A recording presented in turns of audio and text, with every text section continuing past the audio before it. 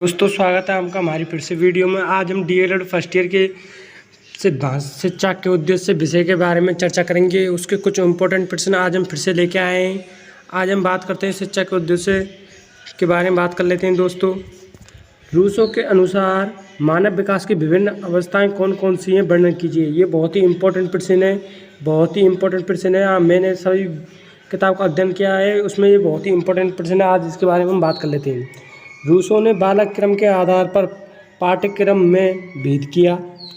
विकास के क्रम में आयु को आधार बनाते हुए जो विकास हुआ था बच्चे में, उनमें उसने आयु के आधार पर उन्होंने बच्चों का विकास का क्रम को बड़े विभाजित किया। रूसो को ज्ञान प्राप्ति निम्न अवस्थाएं हैं। उन्होंने ज्ञान प्राप्ति की निम्न अवस्थाएं दी हैं। तो बात कर लेते हैं पहली अवस्था के बारे में। उनकी पहली अवस्था थी शैशवावस्था। शैशवावस्था के बारे में बात कर लेते हैं। यह अवस्था रूसो के अनुसार जन्म से 5 वर्ष तक मानी गई है। यह अवस्था जन्म से 5 वर्ष तक मानी गई है रूसो के अनुसार। बालक की शिक्षा शिशु अवस्था से ही प्रारंभ हो जाती है। बालक की जो शिक्षा होती है, जो शिशु अवस्था से ही प्रारंभ हो जाती है, वो शिशु अवस्था से ही सीखना प्रारंभ हो जाता है। वस्तुतः व्यक्ति को जो अनेक अनुभव प्राप्त होते हैं, उनसे ही वह शिक्षा ग्रहण करता है। जब व्यक्ति को अनुभव करता है तो वो उनसे ही शिक्षा ग्रहण करता है। यह अवस्था निम्न बातों पर बल दिया। उन्होंने निम्न बातों पर बल दिया। उनको भी हम बात कर लेते हैं उनके बारे में भी। पहला जो बात है वो है, इस आयु में शारीरिक शिक्षा पर बल दिया था उन्होंने। रूसो ने इसे शारीरिक शिक्षा पर बल दिया था, बल देना चाहा, क्योंकि दुर्बलता से ही संपूर्ण दुर्गुण आते हैं। दुर्बलता से ही संपूर्ण दुर्गुण आते हैं। इस आयु में बालकों को ज्ञानेंद्रियों एवं कर्मेंद्रियों को सक्षम बनाना चाहिए, क्योंकि सक्षम बनेंगे तो जभी तो उनमें आगे विकास का वो होगा। ज्ञानेंद्रियों और कर्मेंद्रियों को इसमें सक्षम बनाना चाहिए।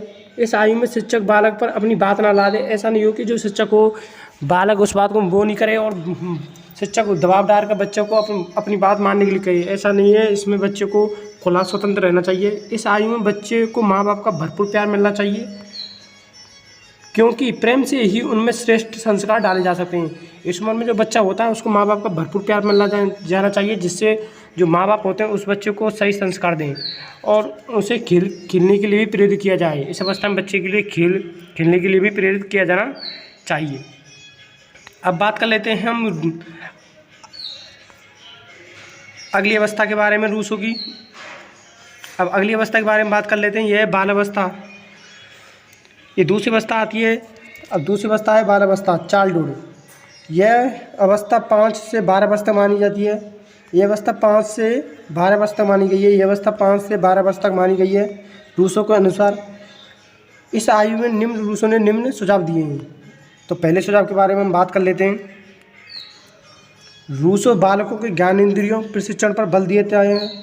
वह कहता है कि दर्शन शास्त्र का पहला पाठ है हमारे हाथ पैर आँख कान आदि ही हमें पढ़ाते हैं। यदि पुस्तकों को इनका स्थान दे दिया जाएगा तो इनका उपयोग नहीं होगा और विवेक विकसित नहीं होगा। यदि हम कोई किसी कार्य को करते हो तो हमारे हाथ पाँव उसमें कार्य करते हैं। यदि हम उनको पुस्तकों को उनका स्थान दे जाएँ तो हमारे हाथ पाँव का काम नहीं करेंगे और हमारा विकसित दिमाग नहीं कर पाएगा, क्योंकि हमारे बुद्धि के अनुसार ही हमारे हाथ पाँव कार्य करते हैं। अब दूसरे टॉपिक के बारे में बात कर लेते हैं। रूसो के अनुसार बालक को आचरण की शिक्षा जब तक नहीं देनी चाहिए जब तक कि वह नैतिकता और आचरण की श्रेष्ठता क्या होती है यह जान ना ले। इसके अनुसार यह है कि बच्चे को आचरण की शिक्षा जब तक नहीं दी देनी चाहिए जब तक कि वो यूँ नहीं समझ ले कि आचरण होता क्या है, नैतिकता होती क्या है। रूसो के अनुसार नैतिकता और आचरण की शिक्षा स्वानुभवों के परिणाम पर दी जानी चाहिए। जो रूसो के अनुसार है, जो आचरण की शिक्षा स्वानुभव को खुद के अनुभव पर दी जानी चाहिए बालक को। और तीसरे टॉपिक के बारे में भी बात कर लेते हैं। यह तीसरा टॉपिक, बालक की शिक्षा विदेशी भाषा में नहीं होनी चाहिए। विदेशी भाषा में शिक्षा देना बालक पर अन्याय करने के बराबर होता है। बालक को उसकी मातृभाषा में ही शिक्षा प्रदान करनी चाहिए। बालक को ऐसा नहीं है कि विदेशी भाषा में शिक्षा दी जाए, क्योंकि विदेशी भाषा में यदि शिक्षा देंगे तो बालक समझ नहीं पाएगा। उसको अपनी मातृभाषा में ही शिक्षा दी जानी चाहिए, क्योंकि वो अपनी मातृभाषा में अपने विचारों को सही रूप से स्पष्ट कर पाएगा। अब चौथे टॉपिक के बारे में बात करें। बालकों को सहनशीलता, कष्ट सहन करने की प्रवृत्ति को विकास करना चाहिए। बालक में सहनशीलता प्रकट करनी चाहिए, जिससे कि वो समाज में अपना विकास कर पाए और वो सही से रह पाए। अब रूसो की अगली अवस्था के बारे में बात कर लेते हैं। अगली अवस्था आती है किशोरावस्था। अब इस अवस्था रूसों के अनुसार यह अवस्था 12 से 15 वर्ष तक मानी गई है और इस अवस्था के लिए रूसों ने नियम सुझाव दिए हैं। तो पहले सुझाव के बारे में हम बात कर लेते हैं। रूसों के अनुसार पहला सुझाव क्या है? ये 12 से 15 वर्ष तक बौद्धिक शिक्षा का समय होता है। ये जो अवस्था होती है रूसों के अनुसार ये बौद्धिक शिक्षा का समय होता है। इस आयु में बालक में कुछ सीखने और विचार करने की क्षमता प्राप्त होती है। इस अवस्था में बच्चे को कुछ करने एवं विचार करने की शिक्षा प्राप्त होती है, वो कुछ करने की कोशिश करता है। इस आयु में बौद्धिक शिक्षण प्राप्त करने से पूर्व शिक्षक को ये जान लेना चाहिए कि विद्यार्थी के लिए कौन सी शिक्षा लाभदायक है। ये यहाँ से गलत है दोस्तों, आपको इसे ये नहीं करना है। बच्चों को कौन सा ज्ञान उपयुक्त होता है ये शिक्षक को जान लेना चाहिए। अब दूसरे टॉपिक के बारे में बात कर लेते हैं। रूसों के इस अवस्था के कथन में रूसों के अनुसार बालक को इस आयु में पुस्तकीय ज्ञान नहीं दिया जाना चाहिए। यदि उसे कोई पुस्तक पढ़ने के लिए देनी ही है तो उसे डैनियल डिको द्वारा लिखित एक पुस्तक है जिसका नाम है रॉबिन्सन क्रूसो पढ़ने के लिए दी जाए। छात्रों को पुस्तकों से चिपका रहने की तुलना में उसे कार्यशाला में काम करने दिया जाए, जिससे बुद्धि से ही विकास करने के लिए हाथ काम करेंगे। इसका मतलब ये है कि विद्यार्थियों को पुस्तकों में ही पढ़ाना नहीं चाहिए, उन्हें कार्यालय में जाकर उनको काम कराना चाहिए, सही तरह से उनको बताना चाहिए, जिससे कि वे दिमाग के जरिए सोचेंगे और उसी प्रकार से उनके हाथ कार्य करेंगे। अब अगले टॉपिक के बारे में बात कर लेते हैं। रूसों के अनुसार किशोर की सक्षम अनुकूल प्रश्नों को करें और उसे सोचने दें।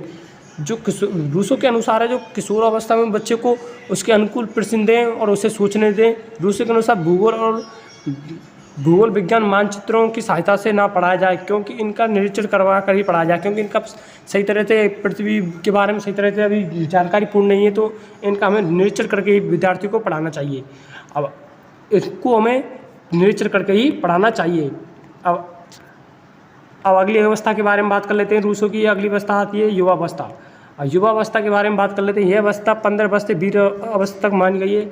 यह अवस्था 15 से 20 अवस्था तक मानी गई है और इस अवस्था में रूसों ने निम्न विचार प्रस्तुत किए हैं। तो पहले विचार के बारे में हम बात कर लेते हैं।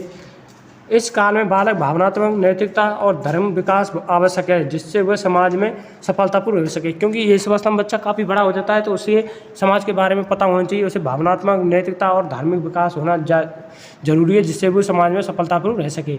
इस आयु में व्यक्ति के यौन संबंधी शिक्षा अनिवार्य है, क्योंकि इसी समय सामाजिक और नैतिक कर्तव्यों का ज्ञान हो सकता है। क्योंकि इस अवस्था में बच्चा काफ़ी बड़ा हो सकता है, तो उसे इनके बारे में शिक्षा दी जानी चाहिए। अब अगले टॉपिक के बारे में बात कर लेते हैं। रूसो केवल व्याख्यान या उपदेशों के माध्यम से सामाजिक बुराइयों को शिक्षा नहीं देते हैं, वे चाहते हैं कि व्यक्ति उनका निरीक्षण करे और बुराइयों का समाधान करे। रूसो के अनुसार ऐसा नहीं है कि विद्यार्थियों को जो समाज में बुराई होती है उनको केवल बताए और उनको वो करे, ऐसा नहीं है। रूसो कहते हैं कि उनका निरीक्षण करे, उन्हें देखे और कि समाज में बुराइयाँ क्या हैं और उनका निरीक्षण करके उनको समाधान करे। ये थी रूसो की बहुत ही इम्पोर्टेंट अवस्थाएं थी। दोस्तों आपको ये शायद समझ में आई होगी।